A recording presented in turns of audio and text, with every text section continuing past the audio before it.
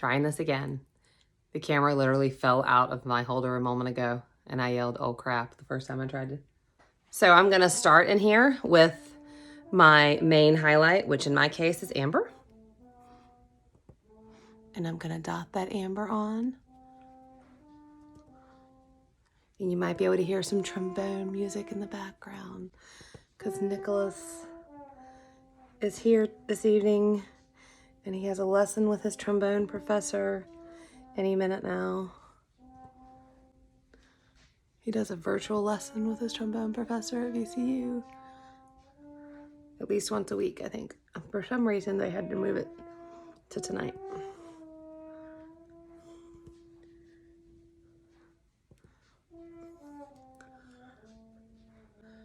Okay, main highlight is applied.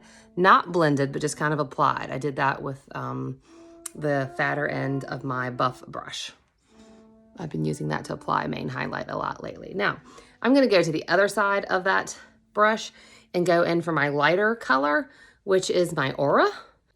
Seint uses a three-dimensional system since your face is not all one color to begin with. Okay, now I'm going in for my lighter color. And my lighter color is going to be put in a triangle shape under my eyes.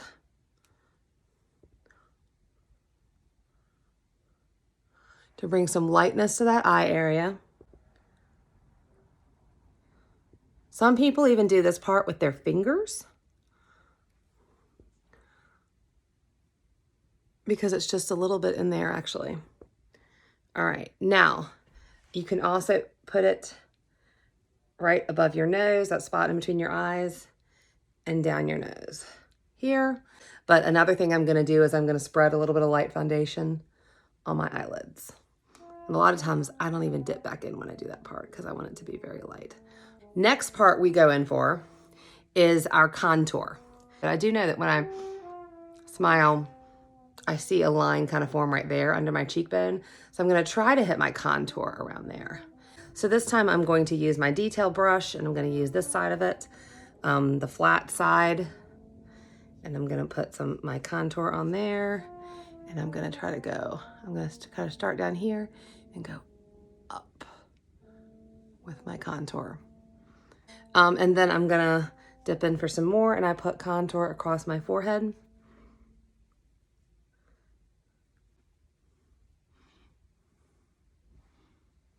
Okay, and I put it down on my jawline also. Okay, another spot that you can put some contour is right under your lip. This is meant to give a little bit more dimension to your face. Again, your face is three-dimensional to kind of accentuate that. And then we also can put some on each side of our nose. Remember, it's not gonna stay looking like that. And apply a little bit of that light color down here. You can do it with your finger or I do it with this brush. All right, so now I'm actually ready to blend. Like I said, I do wish this was more in a line, but that's a part that I am not getting quite right, I think. But I'm not the most dexterous person. So now I'm gonna go for my blend. This does not usually take me this long. Part of this is because I'm talking. I can usually get. So I like to use my 3D brush still for blending. I feel like this end of my 3D brush does the nicest job. I usually kind of use some concentric circles going across. There are other brushes that you can blend with as well. For some of them, you have to use a different touch applied. So again, this is a 3D style makeup because your face is not all one color. Our foundation, we don't do it that way either. So we use the 3 different colors, but you don't have to all replace them at the same rates.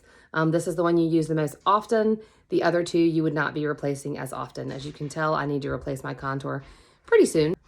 So now I'm headed back in for part 2 in just a moment.